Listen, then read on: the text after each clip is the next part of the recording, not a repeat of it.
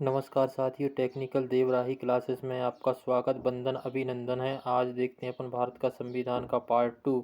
इसमें आगे क्वेश्चन और करेंगे। 10 मिनट में अपन 50 क्वेश्चन करते हैं। यही अपन को हर दिन करना है, जिसमें कोई भी परीक्षा में अपन तैयारी कर रहा है, एक भी क्वेश्चन बाहर ना जाए अपना पूरा का। ठीक है, आइए क्लास के लिए शुरू करते हैं। भारत के नीति निर्देशक सिद्धांत का वर्णन। भारत के नीति निर्देशक तत्वों का वर्णन किसमें है? भाग 4 में है।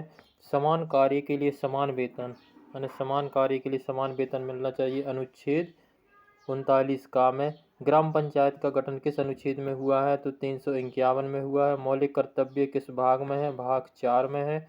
मौलिक कर्तव्यों को किस संशोधन में जोड़ा गया है?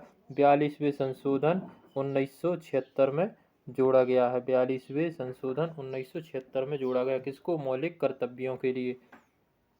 मूल संविधान में मौलिक कर्तव्यों की संख्या कितनी है? 10 है। मूल संविधान में मौलिक कर्तव्यों की संख्या कितनी है? 10 है। मौलिक कर्तव्यों की संख्या वर्तमान में अब कितनी हो गई? तो वर्तमान में अब 11 हो गई है। मौलिक कर्तव्यों की संख्या वर्तमान में कितनी है? 11। मौलिक कर्तव्य अनुच्छेद 51 का में है। मोस्ट इम्पोर्टेंट है ये, हर बार परीक्षा में पूछा जाता है। 51 का में है। भारत का राष्ट्रपति का कार्यकाल कितने वर्ष का होता है? भारत के जो राष्ट्रपति का कार्यकाल है वो 5 वर्ष का होता है। भारत की तीनों सेनाओं का सेनापति कौन होता है? तो ये कौन होता है? राष्ट्रपति होता है। भारत का सर्व संवैधानिक प्रमुख कौन होता है? राष्ट्रपति होता है। भारत के उपराष्ट्रपति का चुनाव कौन करवाता है? निर्वाचन आयोग करवाता है। भारत के राष्ट्रपति का चुनाव कौन करवाता है? निर्वाचन आयोग करवाता है। भारत के राष्ट्रपति को अपने पद से कैसे हटाया जा सकता है? तो महाभियोग के द्वारा। महाभियोग लगाकर भारत के राष्ट्रपति को हटाया जा सकता है। और इसका चुनाव कौन करता है? निर्वाचन आयोग भारत के राष्ट्रपति का चुनाव करता है। महाभियोग की प्रक्रिया किस देश से ली गई? अमेरिका से ली गई है। किस देश से ली गई? अमेरिका से ली गई है। राष्ट्रपति को पद की शपथ कौन दिलाता है? सर्वोच्च न्यायालय का मुख्य न्यायाधीश। कौन दिलाता है? सर्वोच्च न्यायालय का मुख्य न्यायाधीश को राष्ट्रपति को शपथ दिलाता है। राष्ट्रपति अपना इस्तीफा किसे देते हैं? तो उपराष्ट्रपति को अपना इस्तीफा देते हैं। भारत के कौन से राष्ट्रपति निर्विरोध चुने गए थे? नीलम संजीव रेड्डी निर्विरोध चुने गए थे।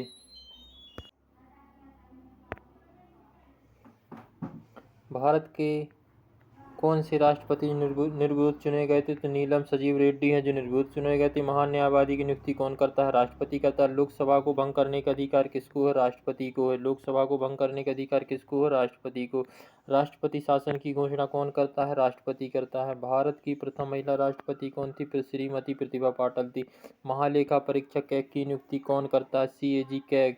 कौन करता है? राष्ट्रपति करता है। उपराष्ट्रपति की आपातकालीन शक्ति है जो 352 से 360 तक है। 352 में राष्ट्रीय आपात शासन लागू होता है और 356 में राष्ट्रपति शासन लागू होता है और 360 में वित्तीय शासन लागू होता है। संसद किससे मिलकर बनती है? राज्यसभा, लोकसभा और राष्ट्रपति से मिलकर। संसद तीनों अंगों से मिलकर बनती है, जैसे लोकसभा है, राज्यसभा है, राष्ट्रपति। जिस संसद की क्या 3 अंग है, इनसे मिलकर बनती है संसद। उपराष्ट्रपति का कार्यकाल कितने वर्ष का होता है? 5 वर्ष का होता है। उपराष्ट्रपति कार्यकाल 5 वर्ष का होता है। उपराष्ट्रपति को शपथ कौन दिलाता है? राष्ट्रपति दिलाता है। उपराष्ट्रपति अपना त्याग पत्र किसे सौंपता है? तो राष्ट्रपति के लिए सौंपता है। मंत्रिपरिषद का प्रधान कौन होता है? प्रधानमंत्री होता है। जो मंत्रिपरिषद का प्रधान होता है, कौन होता है? प्रधानमंत्री होता है। प्रधानमंत्री व मंत्रियों की शपथ कौन दिलाता है? तो राष्ट्रपति दिलाता है। कौन दिलाता है? राष्ट्रपति। जो प्रधानमंत्री है और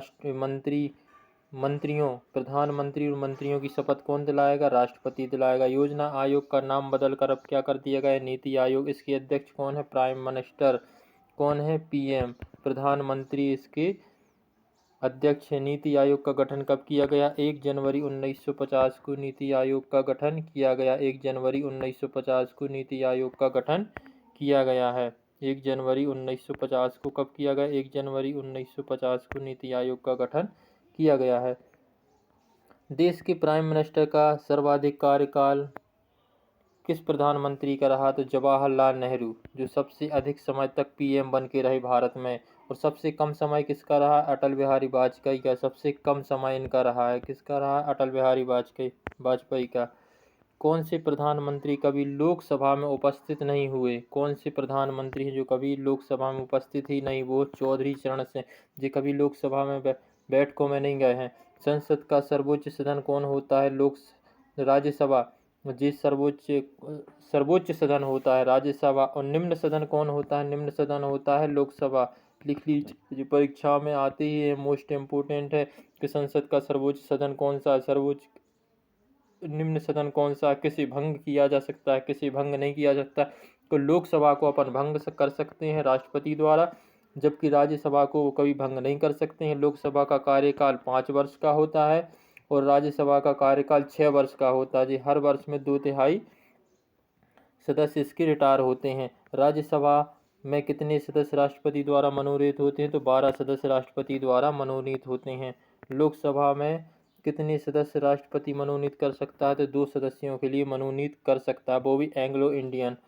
राज्यसभा में कितने सदस्य अधिकतम हो सकते हैं? 250। राज्यसभा में कितने सदस्य अधिकतम हो सकते हैं? 250। राज्यसभा में वर्तमान में सदस्यों की संख्या कितनी है? तो 245। वर्तमान में राज्यसभा में सदस्य बनने की न्यूनतम आयु कितनी होनी चाहिए? 30 वर्ष। जो राज्यसभा में अपन इसका सदस्य बनेंगे तो 30 वर्ष होने चाहिए, जबकि लोकसभा में बनेंगे तो निम्न सदन है वहाँ पे कितनी होनी चाहिए? 25 वर्ष।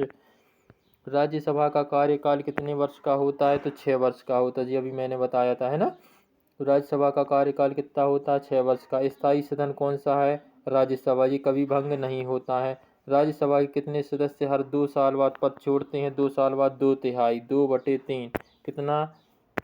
2/3, 2/3 यानी 2/3, 2/3 सदस्य पद छोड़ते हैं, रिटायर हो जाते हैं। लोकसभा में अधिकतम संख्या कितनी हो सकती है? 545 हो सकती है। और वर्तमान में लोकसभा की संख्या कितनी है सदस्यों की? 545 वर्तमान में लोकसभा में। ठीक है।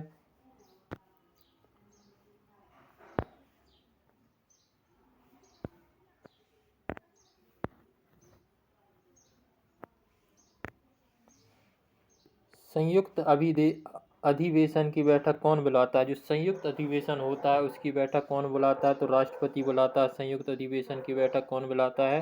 राष्ट्रपति बुलाता है। यह अधिवेशन किस अनुच्छेद में? अब ऐसा भी क्वेश्चन पूछा जाता है, अब ये तो कई बार पूछा जा सकता है। अब आजकल अनुच्छेदों में ज़्यादा प्रश्न बन लगे हैं कि संयुक्त अधिवेशन की बैठक राष्ट्रपति बुलाता है, लेकिन किस अनुच्छेद के तहत बुलाता है? तो 108 अनुच्छेद के तहत संयुक्त बैठक के लिए बुलाता है, जिसमें अब संयुक्त बैठक कौन की होगी? लोकसभा और राज्यसभा की। ठीक है ना। लोकसभा को भंग किया जा सकता है, जबकि राज्यसभा को भंग नहीं किया जा सकता है। मोस्ट इम्पोर्टेंट है, राज्यसभा के सदस्यों की सदस्य बनना है तो 30 वर्ष होना चाहिए, जबकि लोकसभा का सदस्य बनना है तो 25 वर्ष इसकी आयु होनी चाहिए। लोकसभा का कार्यकाल 5 वर्ष का होता है, जबकि राज्यसभा का कार्यकाल 6 वर्ष का होता है। इसमें हर 2 वर्ष बाद 2/3 सदस्य क्या हो जाते हैं? इससे रिटायर हो जाते हैं। आ रही बात समझ में? यह अधिवेशन 108 में हो गया। लोकसभा के सदस्य होने के लिए कितनी आयु होनी चाहिए? न्यूनतम 25 वर्ष होने चाहिए। लोकसभा की 2 बैठक के बीच समय अंतराल। अब लोकसभा के बीच समय अंतराल ने लोकसभा की बैठक बैठी है तो कितने समय का अंतराल होना चाहिए? 6 मंथ के बाद एक बैठक बैठती है, 6 मंथ का अंतराल होना चाहिए। लोकसभा का अध्यक्ष कौन होता है? लोकसभा का अध्यक्ष कौन होता है? तो लोकसभा का अध्यक्ष अपना क्या होता है? स्पीकर होता है। कौन होता है? स्पीकर, अध्यक्ष ही होता है इसका लोकसभा का। लोकसभा का अध्यक्ष को क्या बोलते हैं अपन? स्पीकर बोलते हैं। क्या बोलते हैं? स्पीकर। ठीक है मित्रों, ये थी आज की क्लास। अब चैनल की लाइक सब्सक्राइब कीजिए, ताकि अगला अपन थर्ड पार्ट कल देखेंगे, जिसमें भी 10 मिनट में अपन 1 से 50 प्रश्न लगाएंगे। अपन को हर दिन यही करते चलना, जिसमें से कोई भी परीक्षा अपन देने जा रहा है एक भी प्रश्न बाहर से ना आए। ठीक है। इसी क्लास से अपने पूरे कॉन्सेप्ट क्लियर होंगे और एक भी क्वेश्चन बाहर नहीं जाएगा। ठीक है। धन्यवाद साथियों। तो एक काम और कीजिए, चैनल को सब्सक्राइब कर लीजिए और लाइक कर दीजिए और क्लास के लिए शेयर कर दीजिए। ठीक है। धन्यवाद साथियों।